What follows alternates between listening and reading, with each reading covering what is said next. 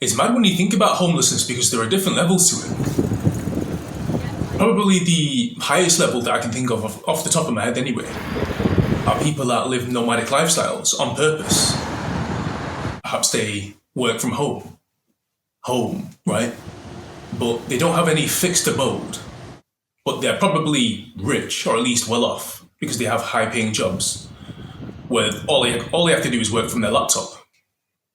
And so they travel around the world, living from hotel to hotel, Airbnb to Airbnb, hostel to hostel maybe even. And they just work from their laptop and they get paid.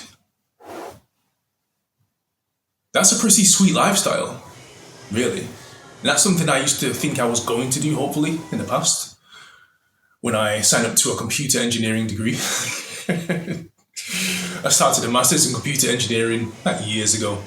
Did the first module, and I was like, nah, this isn't for me. I just quit.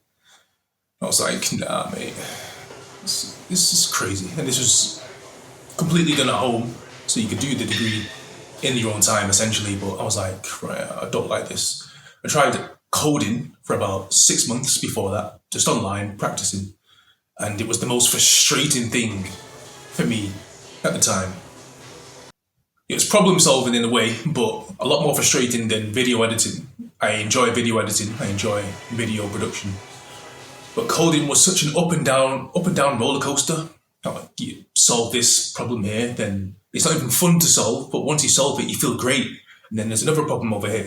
You have to solve that, and then there's another problem. No, that's not for me. And I know this for certain people, but it's definitely not for me. Not long term anyway. I could have done it if I really put my heart into it, but my heart wasn't in it. My heart wasn't in that. So, no. But that's a great lifestyle. And you can live that nomadic lifestyle with a video editing career as well. There are people that do that. There are people that live remotely, that work remotely, just doing video editing jobs.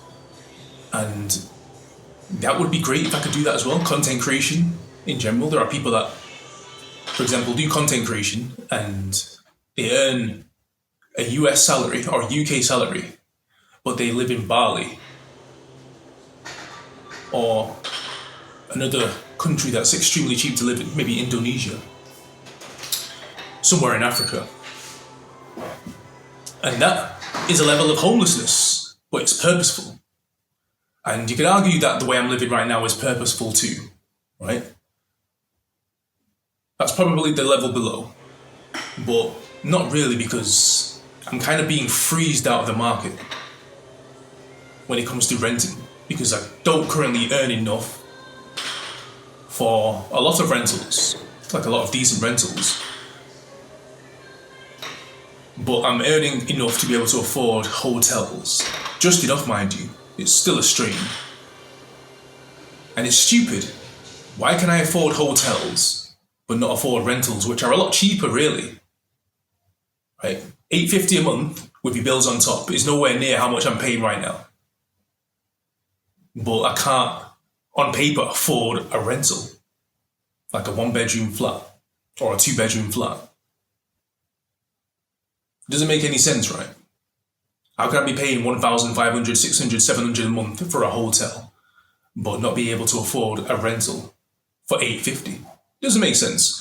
So if I was to be able to get a rental, it would probably be like $600, $500, but those places are ridiculously hard to find because they're getting snapped up like this.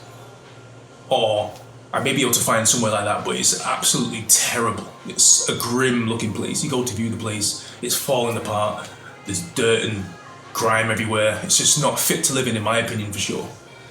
So, no, I'm not going to put me and my wife in there.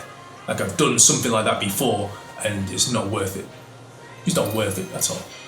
Like, I lived in a house share, for example, for $5.50 a month. And that was ridiculous as well. House share, $5.50 a month. You have your own private bathroom, but it's a shared space, shared kitchen. And that was horrible. People smoking weed in the gaff. You know what I'm saying? I used to smoke weed. And whilst I personally enjoy the smell, my wife doesn't. And I wouldn't even want to be around people that are smoking weed anyway. You know, I mean, nothing to do with being addicted or anything like that in the past, or being tempted. Because I can smell it, and I've smelt it multiple times, and I don't feel tempted to take it at all. or smoke it again. But just being around that environment is just not good. People smoking, drinking, no. You'd rather have your own space. Especially as a married couple, right? You would want your own space. You can argue that what anybody does is purposeful.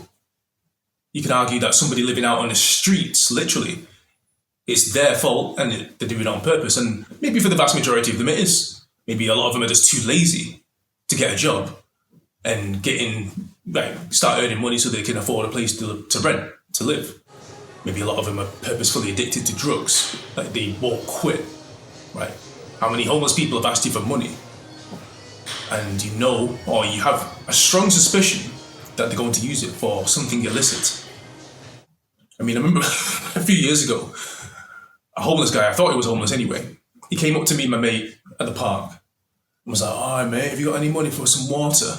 And my mate literally had a fresh bottle of water unopened in his backpack and he handed it to him. And the guy was like, "Oh no, it's all right mate," and then walked off. But you literally asked us for money, for water. So what were you going to use that money for, really? Self-infliction, perhaps. But that's another level of homelessness. That's the one below, really, where you're out on the streets. You're not living hotel to hotel, you're literally out in the public streets. Sleeping on a park bench. Sleeping under a tree. So, it's mad. But the annoying thing about my level of homelessness is that it's difficult at times to... I mean, for example, I tried to sign up to Barclays Bank a few months ago. And they rejected me based off of my place of abode because we were using the Travelodge as a fixed address, as a permanent address, which you can do. There's nothing wrong with that. But Barclays were like, because it's a commercial establishment, we can't actually use that as an address for you. So unfortunately, when you do find a rental, because we know your situation at the moment, then come back to us.